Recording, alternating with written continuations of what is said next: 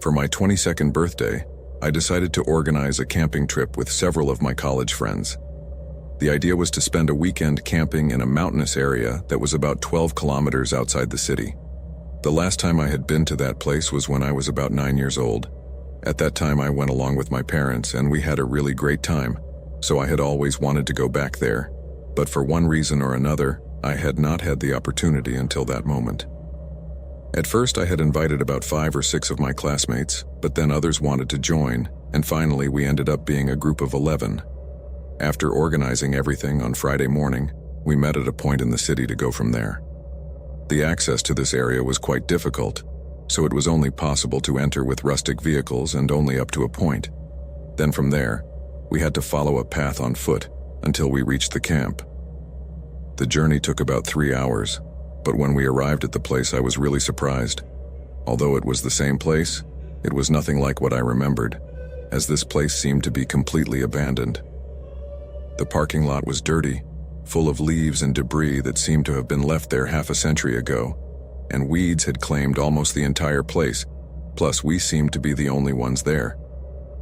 Overall, this was nothing like the campground I remembered, but at least the mountain was still just as spectacular and imposing, although in this stillness, it had a somewhat somber air. As we got out of the cars, my friends looked at each other. Obviously, this was not as I had described it to them, but no one said anything, probably not to make me feel bad. But I did get a little embarrassed. However, there is never lacking the enthusiastic friend who puts a good vibe to everything, and in our case, that was Sophia. She got out of the car clapping her hands and shouting, "Hey, what are you princesses waiting for? We need to start taking things down. We have a trail to hike and a whole mountain to ourselves." Don't you think that's great? It's amazing how sometimes one person can change the mood of a whole group in a second. Immediately everyone started to put things down, then we hung up our backpacks and started the hike.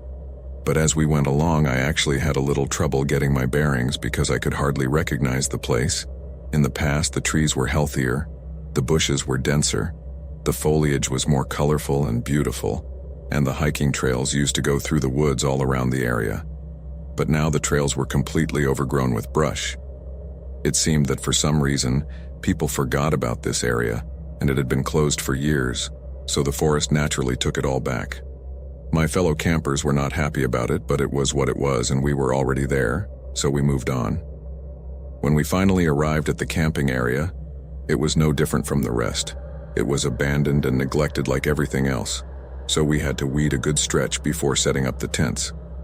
However, coupled with the disappointment of having found a completely different place than I had imagined, my friends began to behave like unsupervised children. Probably seeing that there was no one around, and just as Sophia said, we had the mountain to ourselves, they started to behave like real idiots and were very disrespectful to nature. I mean, they started to pull branches from the trees because they were supposedly in the way. They drank beer in excess, threw empty cans into the forest, and even distributed embers from the campfire in the rest of the camp, just to play with the fire, watching it light and extinguish it. They were out of control, literally breaking every possible rule.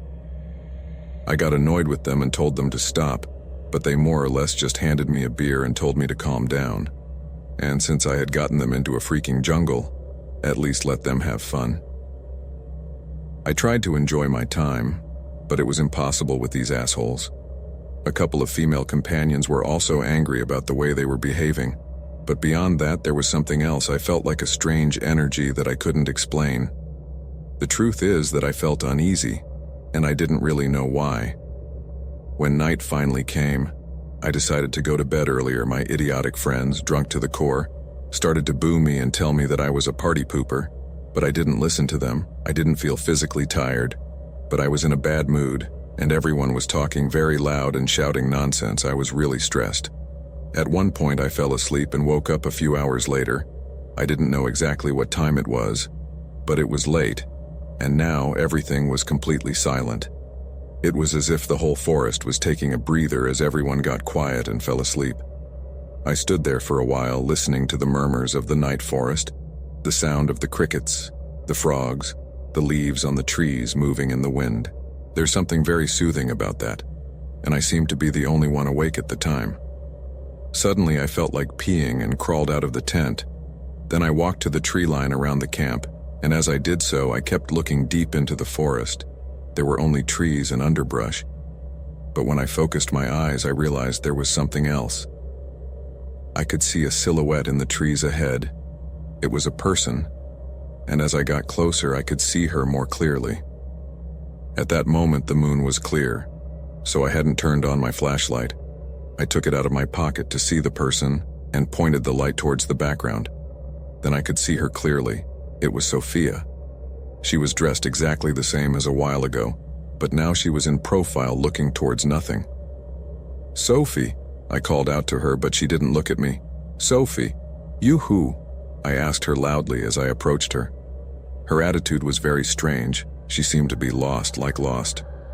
When I was about 10 or 15 feet away from her, I asked her again, "Hey, what are you doing out there alone? In this cold and in the middle of this darkness, aren't you scared?" She turned to look at me, smiled at me in a strange way, and said, "Do you want me to show you something scary?" A creepy smile spread even wider across her face, and then she waved for me to follow her. I was completely speechless and wide-eyed as my heart began to race. It was then that I noticed something else strange. At that moment, we were about 13 feet away, and my flashlight, which has a very powerful light, was shining directly into her face, enough to make her eyes squint and frown, but her expression was completely relaxed and her eyes wide open too. But not only that, but the light didn't seem to be reflecting off her irises. They were completely black and I couldn't even see her pupils. It was very creepy. Suddenly she turned around, looked over her shoulder at me with the same devilish grin, and waved me to follow her again as she began to walk deeper into the forest. I was completely paralyzed. For an instant I was about to follow her, but I only took a couple of steps and stopped. Sophia and I got along very well, and I was quite fond of her, but she was acting too strangely, and I honestly felt very afraid. As I watched her walk away, I started to call out for her to come back, starting to think that maybe she had too much to drink or maybe she had smoked something weird. But instead of following her to bring her back, fear got the better of me. So I went back to the camp to wake up the guys to tell them what had just happened and that we should go look for her. But in doing so, I got an even scarier surprise. I went into one of the tents, where Marcus and Jeremy were supposed to be. Then I started hitting them on their legs to wake them up and told them about Sophia, hurrying them to get out of the tent and come with me to look for her. But then, they looked at each other strangely, and then looked to the side of the tent where there was another person asleep. And when I looked over there, I was completely petrified. It was Sophia. She was now waking up and asked what was going on. "What the hell?" I mumbled, as my eyes went wide with astonishment. My head started spinning and I could feel my heart pounding in my throat. The guys were looking at me like I had gone crazy. I started walking backwards, shaking my head, completely bewildered and now much more scared. The three of them came out of the store looking at me like I was insane and asking me what the hell was wrong with me. But I was so confused and terrified that I couldn't even articulate a sentence until I finally started to runtedly tell them what had just happened to me.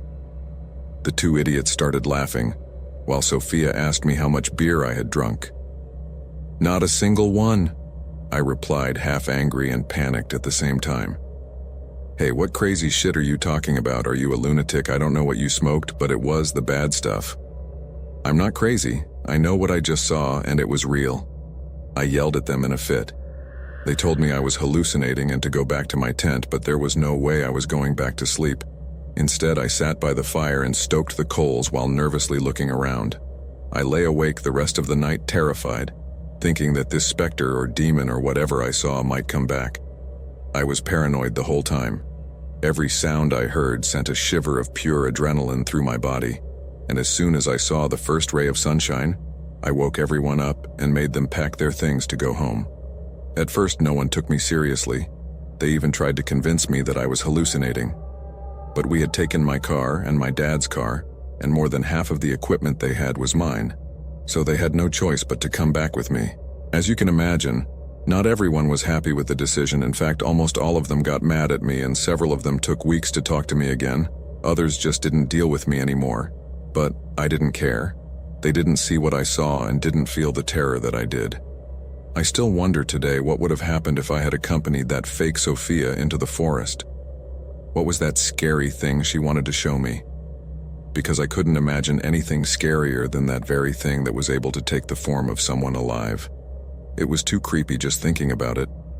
This horrible experience haunted me for months, so I decided to do some research on it to see if other people had ever experienced anything similar. And to my utter amazement, I found more than a dozen testimonies of people who had experienced creepy things in that place and all over the mountain area, but none similar to what happened to me. That explains why the area was so abandoned. The truth of the matter is that it took me almost 5 years to get up the courage to go camping again.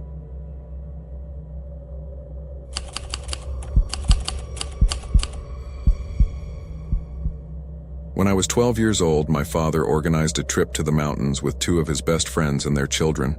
My father had had the same 3 friends since he was in college. They were like brothers, and always got together to hang out or do outdoor activities such as fishing, going to the beach, or mountain climbing. They were so close that I used to call them uncles. Even today I still do. They will always be Uncle Thomas, Uncle Luis, and Uncle Fabricio. In the same way, I always had a very close relationship with their children, since we had similar ages and we used to see each other quite often. Besides, 3 of us attended the same school. These were Lucas, Mario, and me. But there were also Amanda, Leonardo, and Diana. They were Fabricio's children, but this time, for work reasons, their father could not attend the excursion. But he sent Leonardo, who would be in charge of Dad during the weekend. The girls preferred to stay. That day we left quite early, since we had packed everything the night before, so it was just a matter of getting up, having breakfast, getting ready, and leaving. We arrived at the edge of the mountain at about 10 a.m., after 3 long hours of walking. It was Friday, and the idea was to camp until Sunday. We had to get out of the car right there and continue on foot, because there was no road, just an old and pretty bad one. We walked along the trail for about 20 minutes, but it was quite a challenge from the beginning, because in several places the undergrowth had grown so much that the trail almost seemed to disappear. Somehow we always figured out where it was, but when we finally reached the campsite, we were surprised at how deserted the place was.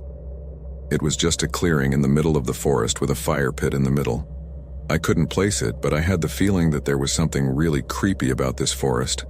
All the time I had the feeling that there was someone lurking and watching us.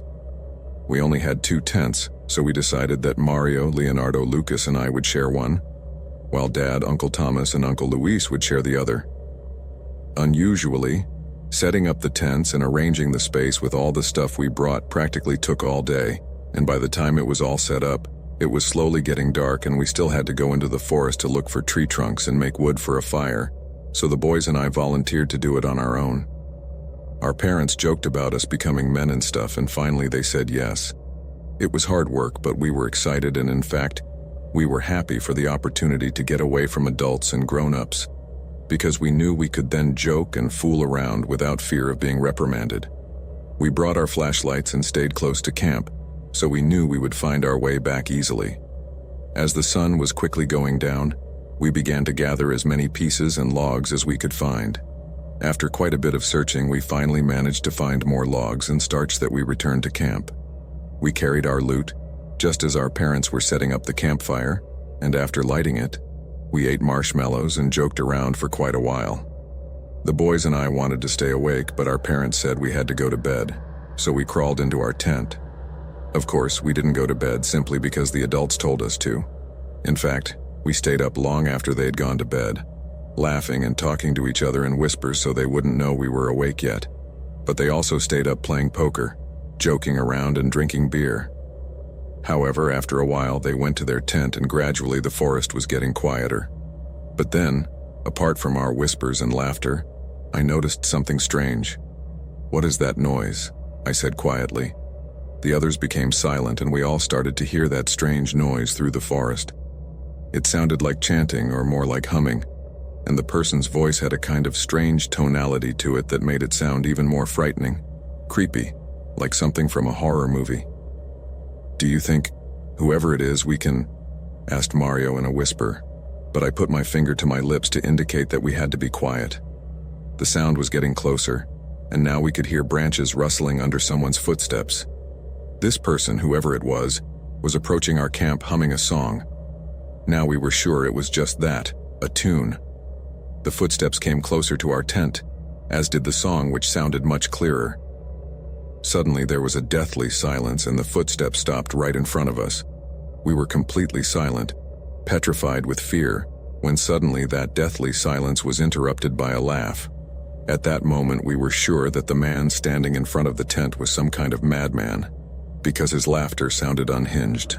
We were very surprised and frightened at the same time, for our parents' tent was about 5 or 6 meters from ours, not too close, but close enough that they could also hear this madman. Then we thought maybe they were too drunk to hear anything. This deranged laughter persisted for a few brief seconds, and then suddenly, out of nowhere, it simply died down. Everything went completely silent. But we didn't hear anyone move. That is, we didn't hear the man's footsteps leaving, yet somehow his presence faded. It no longer felt like he was in front of our tent. The guys and I looked at each other for a few seconds, completely terrified, and then Lucas and I went outside to take a look. Sure enough, the man was no longer in front of our tent. It was as if he had simply disappeared. One moment he was there, and the next he was gone. There was nothing but stony silence in the whole place. However, a few seconds later, we began to hear that noise again, but now the distance, unmistakably, it was the same song we had heard before. Only now it sounded distant, as if it came from deep in the mountain and echoed throughout the place. A shiver ran through my whole body as I felt like my heart would burst out of my mouth at some point. The song lasted for about 10 minutes before finally fading away, but somehow I could still hear it in my head. It's the creepiest thing I've ever felt in my life.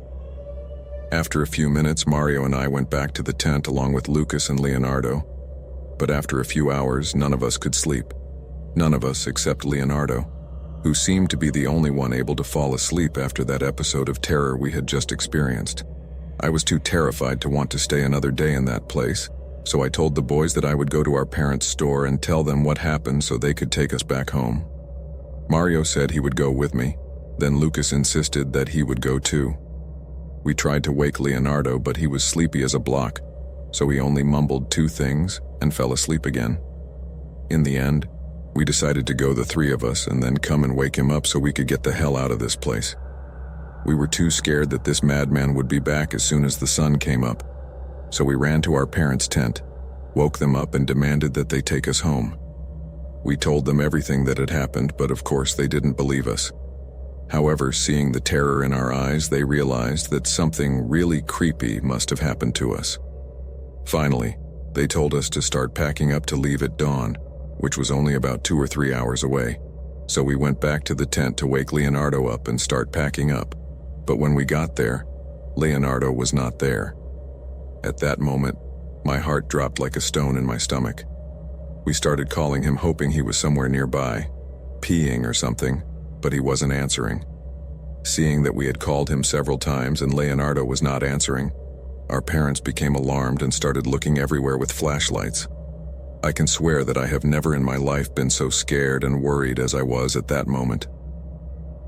For the next few hours, we searched everywhere for Leonardo, but found no trace of him.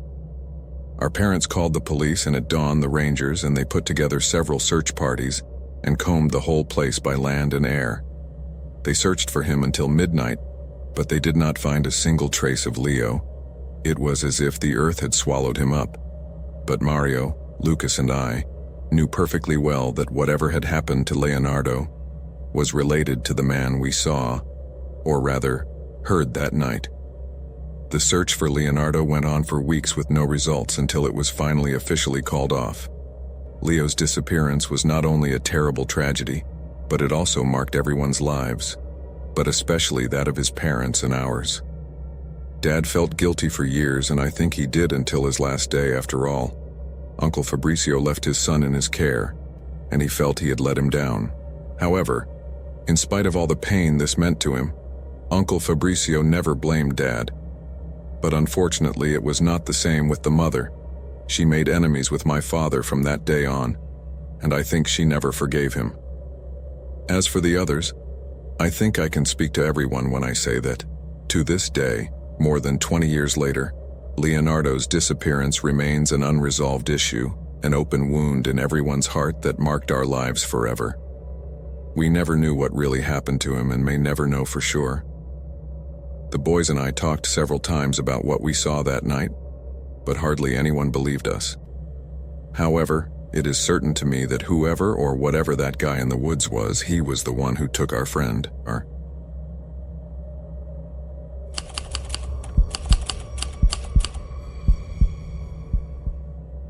When I was a child, my parents bought a beautiful property located in a quaint village at the foot of a mountain. This was a beautiful 2-story cabin that had a large forest surrounding it. We had already visited the place a couple of times, and my parents were so delighted that they were dying to buy a house there. And coincidentally, the opportunity came along just as I was about to celebrate my 11th birthday. So what better way to celebrate than by going away for a delightful weekend in our new mountain home? Fortunately, this Friday was a school holiday, so it was a perfect fit. When we arrived, I was very surprised to see how beautiful the house was and the spectacular space around it. The house was literally at the foot of the mountain, so this was our backyard. That's why I came up with a great idea. I told my parents that I wanted to camp outside for the weekend, since I had an area that was perfect to set up a tent, and it would be great for me, because it would be like being in the middle of the forest, but at the same time it was very close to the house. They agreed and also thought it was a great idea after all, so they would be close enough to take care of me if I needed them. Although from the look they gave each other, I think they both loved the idea of having more privacy. I spent the day sweeping leaves, setting up my tent, and buying food for camping. My parents even allowed me to have a small celebration group if I wanted, but I was very excited to camp alone. This was one of those things I always wanted to do, but thought I wouldn't get the chance until I was older, so I was very happy. The fire burned until around midnight, and I still had half a dozen cookies and a few bags of chips left. I spent that time reading comics by lamplight and keeping warm. Everything felt quiet around me. I could only hear the sound of the wind rustling the leaves on the trees. I know that can be scary for some people, but for some reason, for me it was very comforting. It still is. During the hours I was there, my parents came to give me a ride from time to time, but at that time I saw that they turned off the lights, which means they went to sleep. That night there was a new moon, so the night was dark, and the only light around was the fire I had just stoked so it wouldn't go out, and inside the tent, that of my old gas lantern. After I finished reading my book for the night and put out the fire, I decided to take a walk around the backyard. I wasn't quite sure why I wanted to do that, but I felt the need to. I started exploring the place by walking around. I don't know what the hell I was expecting, but I kept walking. When I got to the left corner of the house, I stopped and stared out into our next-door neighbor's yard. Here the houses were at some distance from each other, as they all had quite a yard, and since there was a fence in between, it didn't offer much visibility. I understood that the people living there were new to the area just like us, and my parents had planned to meet them between the fences. I approached and began to walk around the fence, running my hands through the wood. As I said before, I had no idea what I was doing. There was no plan in my head or anything to do. I was just letting my curiosity and my feet take me wherever they wanted to go, and at that moment, I just wanted to run my fingers through the neighbor's fence railings, but when I got to the end, I just retraced my steps back to my tent. I decided to turn off my lamp so my eyes could get used to the darkness and started walking around the side of the house back to my tent to try to get some sleep.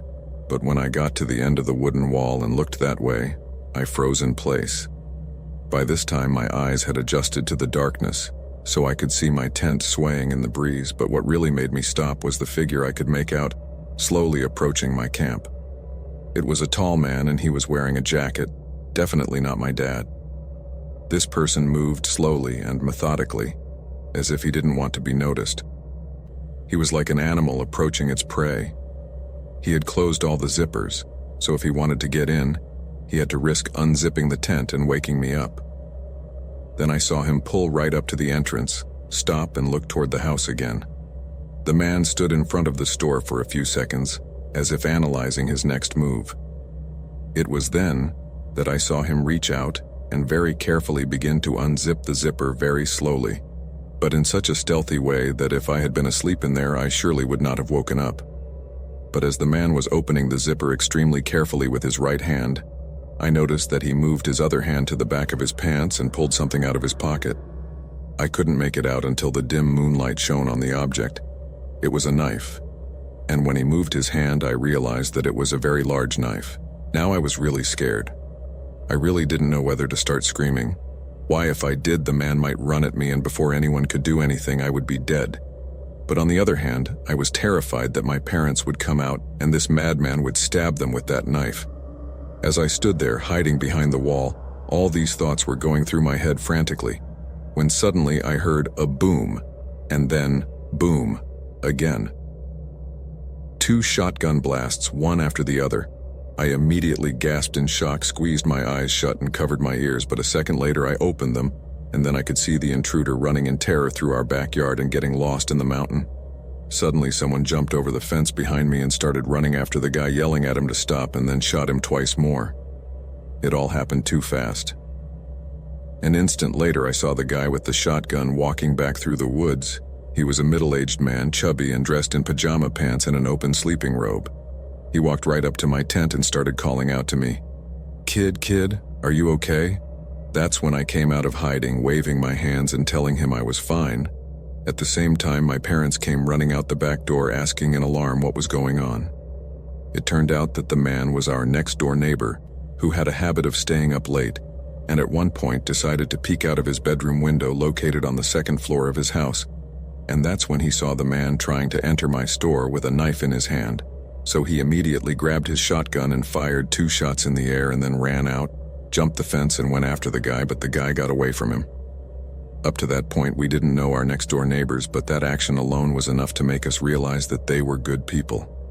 I was very lucky that night, both to be outside the store when this guy came into our yard, and to have a neighbor like Mr. Paul.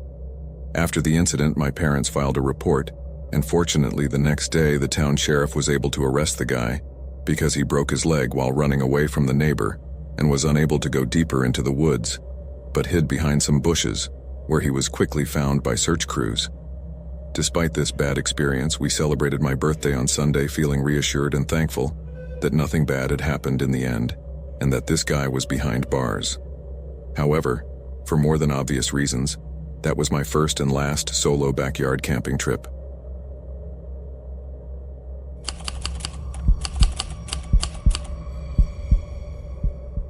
My name is Anna, and I am Colombian. My parents emigrated to the United States when I was 2 years old after facing a terrible family tragedy. My older brother died when he was 5 years old when he contracted a very rare parasitic disease which, because it was not treated properly, became complicated and ended his life.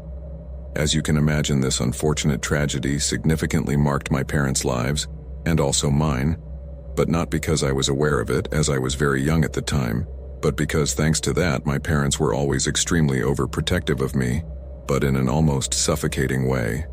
My childhood was not like that of other children. I think that if they had had the possibility to put me in a bubble and isolate me from any external agent, they would have done it without a second thought.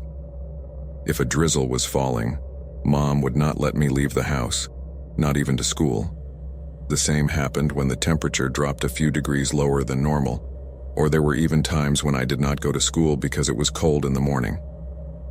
My parents' overprotection of me was really extreme, not to mention those times when I would inevitably get sick with something like the flu or whatever. It was a real nightmare. For this reason, I grew up without experiencing such normal things as sleepovers with school friends, school trips and things like that. Not to mention that my mother went everywhere with me. Even when I went to play with the kids on the street at whatever, she was there to keep an eye on me, even if we went bike riding. It was just exhausting. Needless to say, that overprotection made me the oddball at school, and therefore I didn't have many friends. But that was until I entered high school, and not because of them, but because of me. I was totally fed up with all their restrictions, and I felt too big to continue living under the constant custody of my parents, so I decided that when I reached this stage, I would be a completely different person, and I began to live a kind of double life. That is, at home I pretended to be the judicious and obedient girl that my parents wanted me to be. But at school I would float a kind of alter ego, that of an extroverted girl who boasted of having many freedoms, which obviously I didn't have in reality. I would always talk to my friends about all the things I had done at my other school, all the sleepovers I had with my old girlfriends that never really existed, how much fun I had on field trips I never went on, and the like. I also ran away from home to go to parties, smoked and drank, which was excessive, I know, but I was a teenager whose parents had deprived her whole life of experiencing the normal things every school kid does, so I just went a little crazy. And I don't even know how I managed to keep them from ever finding out about my antics. Of course, I always tried to maintain an excellent average, and in their eyes, I pretended to be very straight, so that neither of them would suspect even a little bit of what I was doing behind their backs. Everything went smoothly for a while. My friends thought I was a very cool person, going to all the parties and making a racket, while my parents still believed that I was their perfect and tender daughter, whose picture was always on the honor roll at school. At the time, I thought I had it all under control. I was getting out of the school trips my parents wouldn't let me go on, saying they were too silly for me and pretending to be way above it, and I dare say that gave me extra cool points. However, that foolproof excuse began to falter when my friends told me that they had already gotten everything for the camp they always went to during summer vacation. The year before, I had managed to dodge the bullet with the excuse that I hated sleeping in a tent, and if one day they got an RV, which was how I preferred to camp, they would let me know.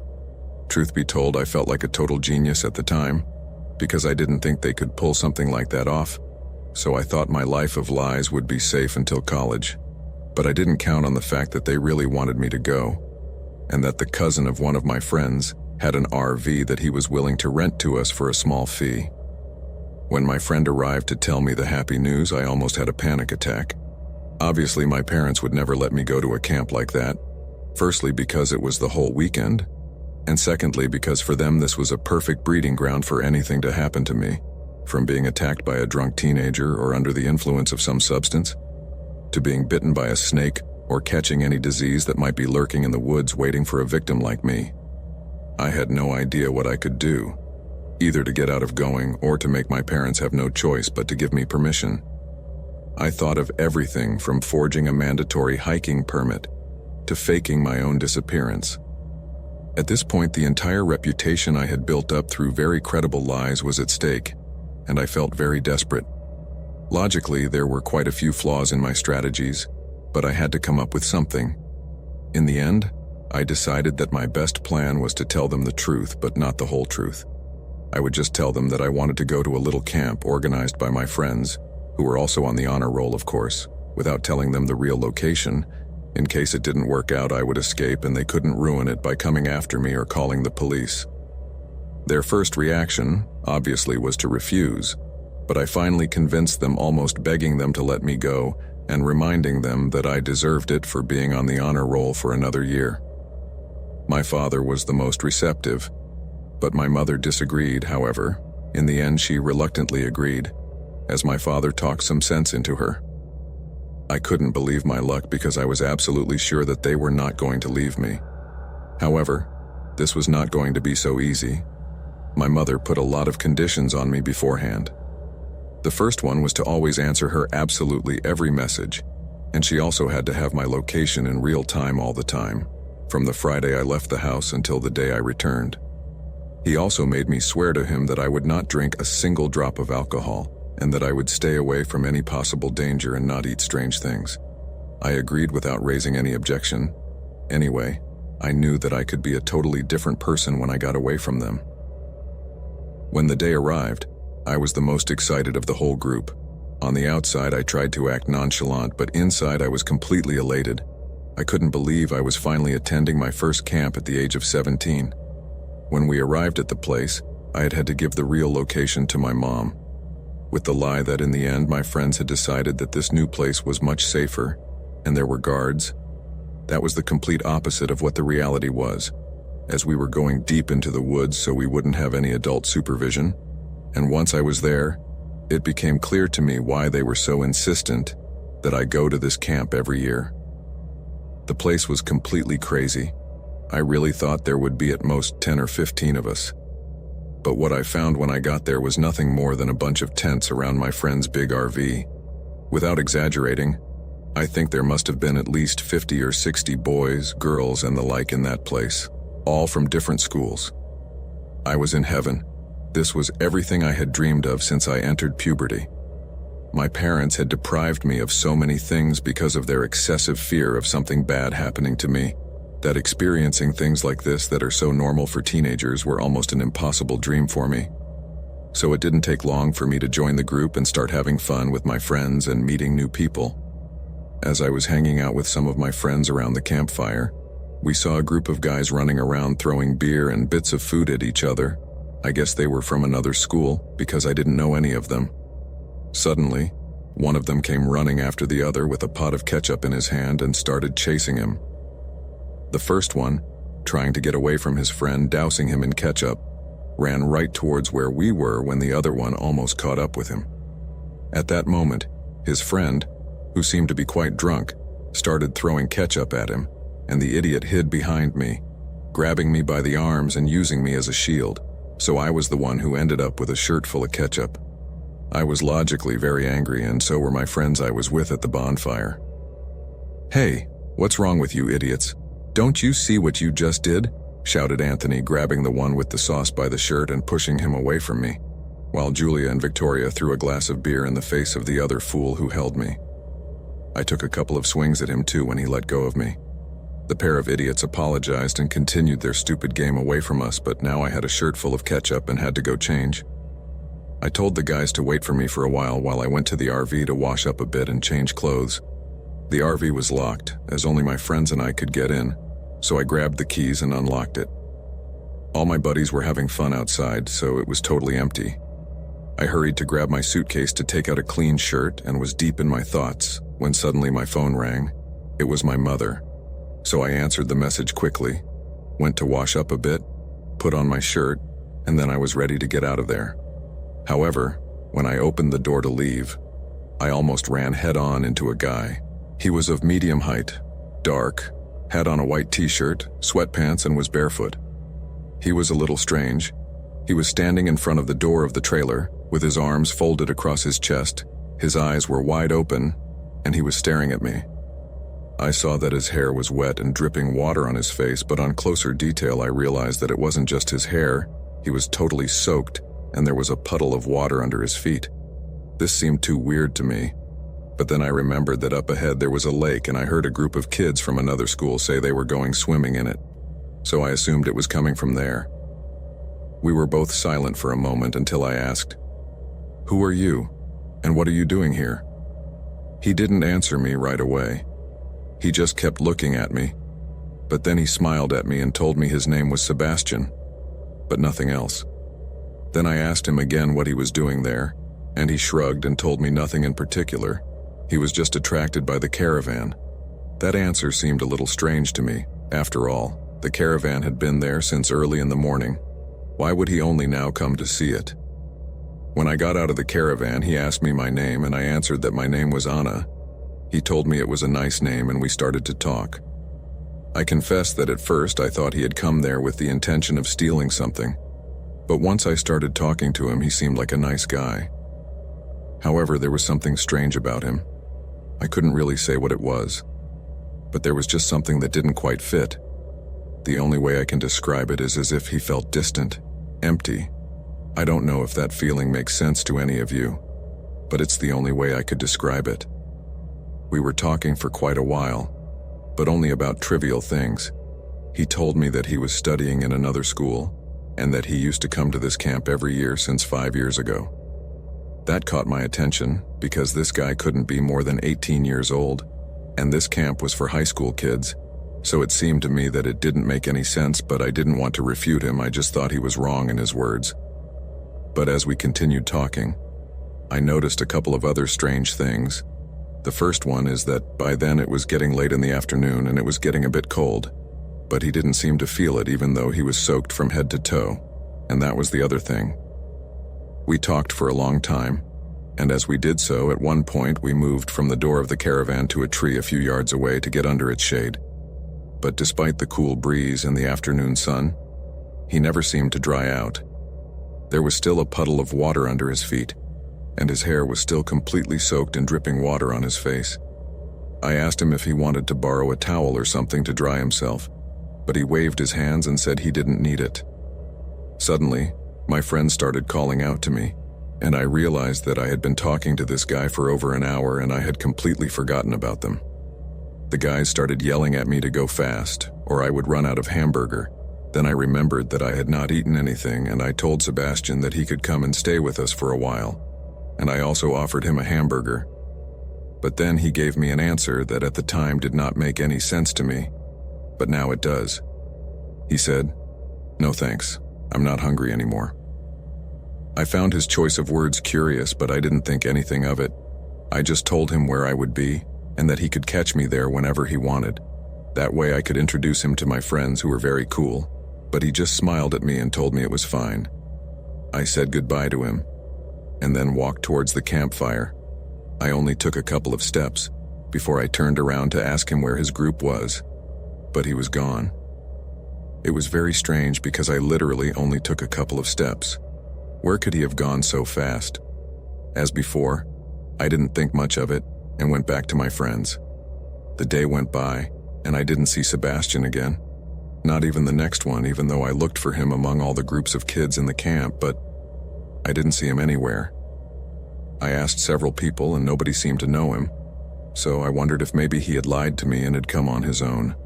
But I didn't think he was a dangerous person since he never said or did anything inappropriate while I was talking to him. We just talked, and that was it. Sunday had finally arrived, and this was our last day at camp. That day the boys decided to go to the lake for a swim.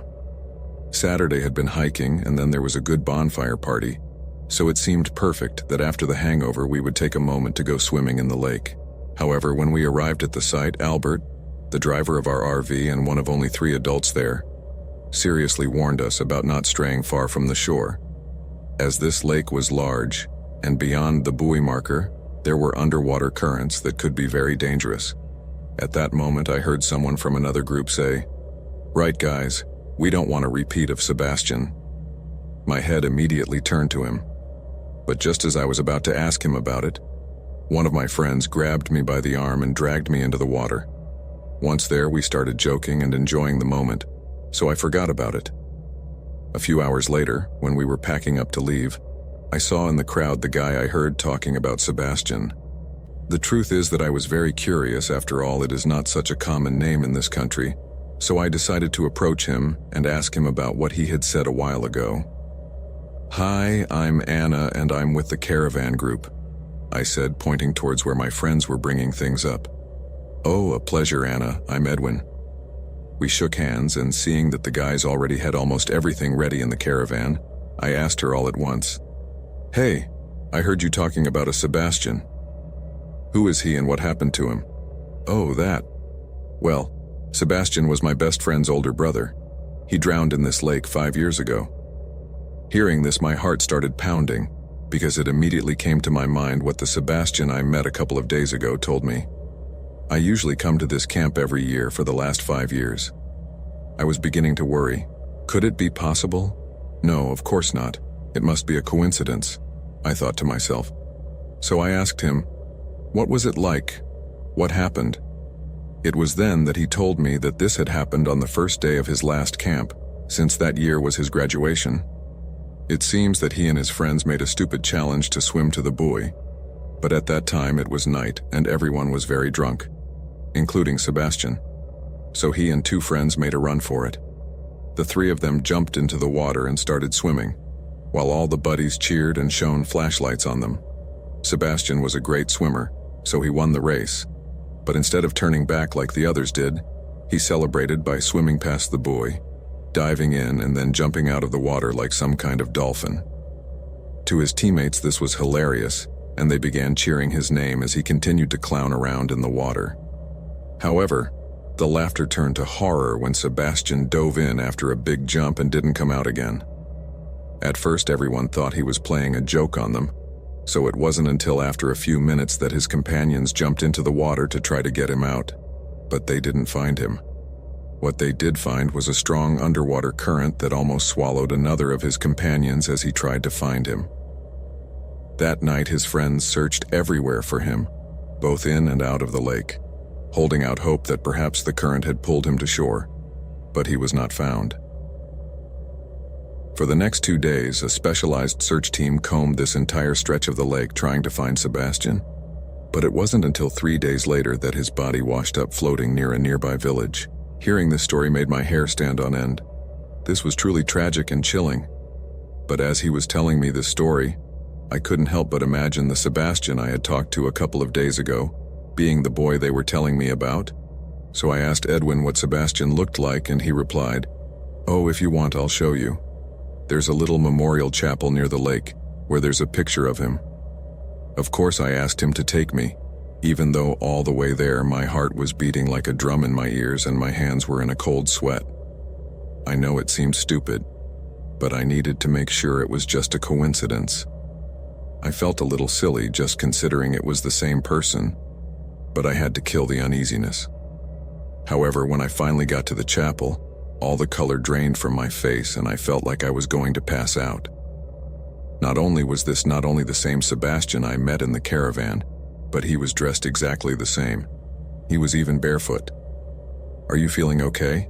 Edwin asked me with a worried look on his face. I imagine my shock was more than noticeable.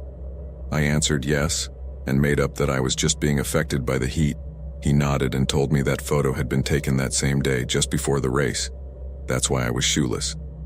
Feeling short of breath, I turned around and walked towards the caravan, leaving Edwin behind without saying a word. As I was getting in, I turned around for a moment and could see Edwin looking at me with a face like, "What the hell is wrong with this girl?" But I didn't pay any attention. I just got in the caravan and sat down without saying a word until we arrived back in town. I was so shocked. I don't even know what happened around me on the ride. I guess my companions tried to talk to me or mumbled things, but I have no idea, as in my head I was just replaying the movie of the madness I had just experienced, so I just wanted to get home as soon as possible and get away from that place. I never told anyone about this experience until a couple of years ago, when I entered the university and met Sebastian's brother by chance, since we were both studying the same career. The first time I saw him, I almost had a heart attack, because he was almost identical to his brother, but then we became good friends. However, it wasn't until about 8 or 10 months later that I dared to tell him about my experience with Sebastian, at the risk of him thinking I was crazy. But to my relief, he believed me, and even told me that he himself had met his brother on a couple of occasions, and that he had not dared to tell anyone about it either. His name is Sergio, and we are good friends to this day. But that meeting with Sebastian is something I will never forget in my life.